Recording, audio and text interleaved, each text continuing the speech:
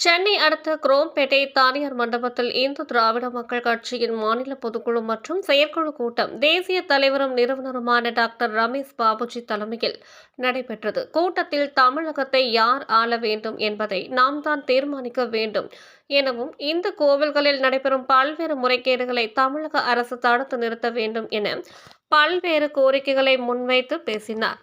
கூட்டத்திற்கு 300க்கும் மேற்பட்ட இந்து திராவிட மக்கள் கட்சி நிர்வாகிகள் கலந்து கொண்டனர். பின்னர் செய்தியாளர்களை சந்தித்த டாக்டர் ரமேஷ் பாபுஜி பேசுகையில், இந்த எஸ்ஐஆர் கொண்டு வந்ததற்கு இந்து திராவிட மக்கள் கட்சி ஆதரவை தெரிவிக்கிறோம். உதவியை மத்திய மாநில அரசு பறிக்க வேண்டும். திராவிட முன்னேற்ற கழகத்தை சேர்ந்தவர்கள் பிரதமர் மோடியை கொல்வேன் என்பது, ஆளுநர் ரவி என்பவரை பயங்கரவாதி என்று சொல்வது, இது போன்ற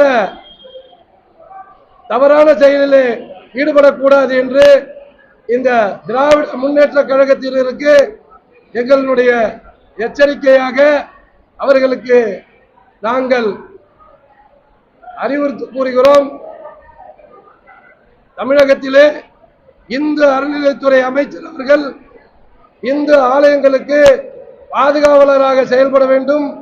இந்து ஆலயத்திற்கு செல்லக்கூடிய பக்தர்களுக்கு அத்தியாவசிய தேவைகள் எல்லாம் இந்து சமய அறநிலையத்துறையின் மூலமாக தீர்வு காண வேண்டும் என்று இங்கே அவர்களுக்கு அறிவுறுத்த கடமைப்பட்டுள்ளோம்.